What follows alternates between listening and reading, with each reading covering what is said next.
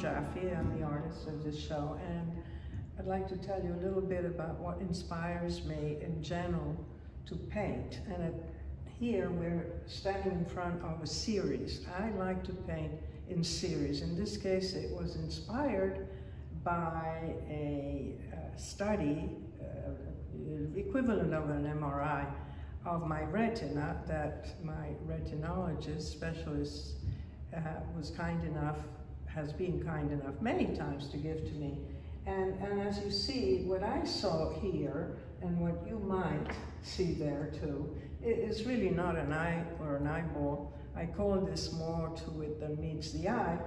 But what it really, for me, represented an absolutely beautiful abstract landscape. Maybe not even so abstract. I could see trees, I could see plants, I could see rivers, I could see all kinds of things in this series. And so it really stimulates me to be able to go back and do one after another and just keep there doing sort of variations on the theme. I have worked on different kinds of series over the years, series of vineyards, series of, for example, after 9/11, all inspired by landscapes actually, but they were mostly explosive and people could see the mood behind them. Because for me, it's not so much just what I see, but what I see in terms of my inner eye is how it feels. It's really the mood. And that's where my profession comes in, and I always try to put together the mind and the body. I have another series in this show which is based on a view, on one particular landscape view, and you will see it later on. This is an example of what I call a series, as I mentioned, and it's on a landscape. These two canes are wonderful for very different purposes, including pulling in mail from the mailbox. This is a series. There are two here, and there's one over there, which you will see in a little while. This was simply a road, a beautiful road, and it was in a valley, and there are mountains on each side, and it just evoked in me a very good feeling. I think this is what I mean by not just going by what you see and painting every little leaf and every little detail of the bark of a tree, but the idea of it. And so I hardly ever know in advance how a painting is going to come out. In fact, most of my paintings, my watercolors, I call either happy or unhappy accidents. Because with watercolor, sometimes it is so definitive. It is so much something that you can't take away. You can only add, and sometimes by adding, you make it worse. So these are really very spontaneous kinds of paintings. I did not do these outdoors. I believe I did the third one outdoors.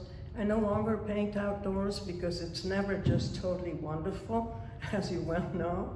Even though we have some terrific days during the year, it's sometimes too humid, too hot, too cold, too wet, too light, too many shadows. In fact, when the sun is very bright, and most people think this is terrific for painting, it's just the worst kind of light because the shadows move all the time and you just never get the same feeling. So this, as you can see, is a mood. This is a seascape. This is a seascape. This is a landscape. That's the difference. This is a vineyard. This is earth. This is the ocean, if you can see it close enough, I don't know. In any event, you can see here what I meant by the different layers of color that you can achieve, or tone, I should say. It's the same color, but different tones, different depths, by going back and going back and going back with the same wine.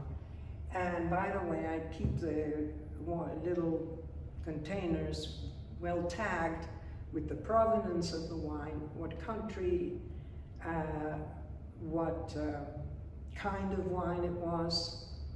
This was, as far as I remember, I have to double check, but I think it was also a Cabernet. And I should mention in passing that the best deep, what we call burgundy color, yielded by a wine has been reliably a Shiraz. They're the best, and it can be a very cheap Shiraz that you might not want to drink, but it's, in fact, I use $2 chopped Shiraz that Trader Joe's in California sells. No longer $2, but it's only $3.99, and it's not so bad even, but it paints better than it tastes. And I have an example of that somewhere else. So the experiment is still going on. I am not finished with it because I really love it, and I'm still finding different ways to use wine. For example, to use it instead of water with watercolor pigment, so that I dip into the wine instead of into water in order to get the liquid part. And then, much to my astonishment, different colors come out very different when you dip in wine rather than in water. For example, and this is pretty remarkable, a really nice purple, kind of, well, I should say more brown than purple, with dipped in wine. Doesn't look purple, it doesn't even look like a wine color. It looks like a very ugly brown. So, and yellow with wine, even worse. So I have really loved to be able to mix wine with watercolor and with watercolor dipped with wine.